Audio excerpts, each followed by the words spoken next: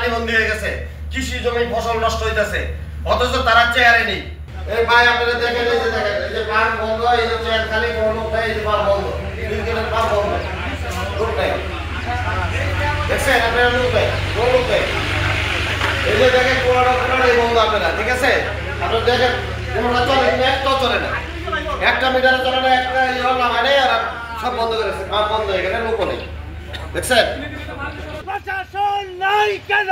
জবাব চাই, জবাব চাই। প্রশাসন নাই কেন? জবাব চাই, জবাব চাই। এলাকায় সুইচ গেট আছে, আমাদের যে বেরিবাদ করা হয়েছিল, যে আমাদের বর্ষা মৌসুম আসলে আমাদের যে পানিতে তলিয়ে যায়, জলাবদ্ধতার সৃষ্টি হয়, এবং শুকনা সিজনে আসলে যে আমরা পানি পাই না, কী কারণে পাই না, আমরা সেগুলো দেখতে আসছিলাম আজকে।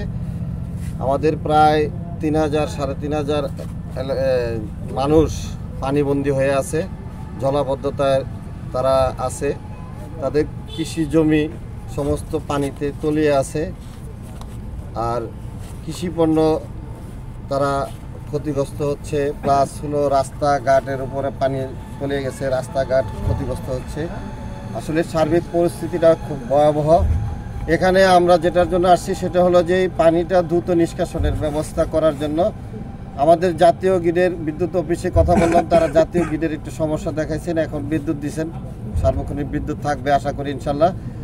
জাতীয় গ্রিডের সমস্যা হয়তো আজকে সন্ধ্যার পরে হয়তো সমস্যার সমাধান হয়ে যাবে। যাই হোক, আমাদের এলাকার যারা জনগণ আছেন তারা খুব কষ্টে আছেন, দিন যাপন করতেছেন। বিদ্যুৎ প্লাস হলো এই পানি নিষ্কাশন, দুইটাই বিরাট সমস্যা আমাদের। তো যেই খালগুলা খনন করা হয়েছিল, শহীদ প্রেসিডেন্ট জিয়াউর রহমান যে খাল খনন কর্মসূচি ঘোষণা করে যে খালগুলো খনন করা হয়েছিল, সেই আগলা বাগলা খাল যেগুলো ছিল, যেখানে জিয়াউর রহমান এসেছিলেন, সেই পাশেই আমি আজকে এখানে অবস্থান করতেছি।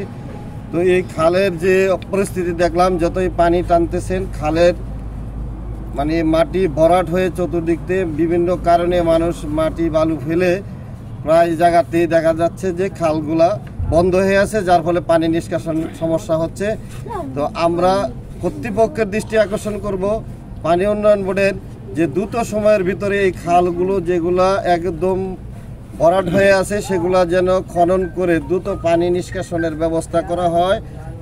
অন্যথায় আমাদের এলাকার জনগণ যদি ক্ষিপ্ত হয়ে যায় তাহলে হয়তো আপনাদের অনেকের চেয়ার আইসা, যেমন দেখি নাই, অনেকের চেয়ারে নাই, টেবিলে নাই, চাকরি আছে, বেতন আছে, সব আছে, চেয়ারে নাই, টেবিলে নাই, দায়িত্বে নাই, কোনো কিছুতেই নাই। হয়তো তাদের এরকম হয়ে যাবে যে তারা আর বেতনও পাবে না। কারণ আমাদের জনগণের টাকায়, কৃষকের ট্যাক্সের টাকায়, জনগণের ট্যাক্সের টাকায় যাদের বেতন হয়, তারা যদি গাফিলতি করেন, কাজকর্ম না করেন, তারা যদি মনে করেন যে ফেসিবাদ স্বৈরাচারের যে 17 বছর ছিল, সেই 17 বছরের মতো তারা রাম রাজত্ব কায়েম করে লুটে পুটে খাবে, সেই দিন কিন্তু শেষ। এখন 5ই আগস্টের পরে একদম পরিষ্কার ভাষায় বলে দিতে চাই, যারা ঘুষ বাণিজ্য, দুর্নীতি বাণিজ্যের সাথে জড়িত, তাদের উদ্দেশ্যে আমি বলতে চাই, আপনারা দ্রুত সময়ের ভিতরে সতর্ক হয়ে যান, আর না হলে আপনাদের ওই যে চেয়ার থাকবে কিন্তু আপনি থাকবেন না।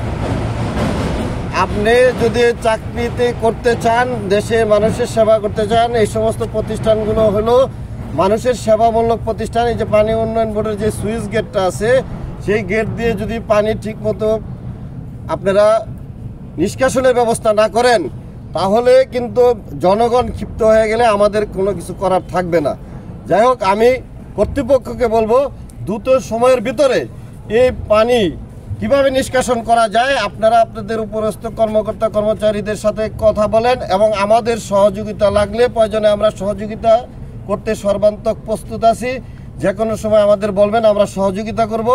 যার ফলে আমাদের এলাকার এই জলাবদ্ধতা নিরসন জরুরি হয়ে পড়ছে, মানুষ পানিবন্দী হয়ে পড়ছে, মানুষ রোগাক্রান্ত হচ্ছে, বিভিন্ন রোগ বালাই দেখা দিচ্ছে, ডায়রিয়া আবসা থেকে শুরু করে সমস্ত রোগ বালাই দেখা দিচ্ছে। হসপিটালগুলোতে চিকিৎসা নেওয়ার জন্য মানুষ লাইন ধরতেছে, আমাদের এলাকায় পর্যাপ্ত চিকিৎসা কেন্দ্র নাই। যাই হোক, পানিবন্দির কারণে মানুষ যে হসপিটালে যাবে সেটাও পারতেছে না, রাস্তাঘাটের যে অবস্থা।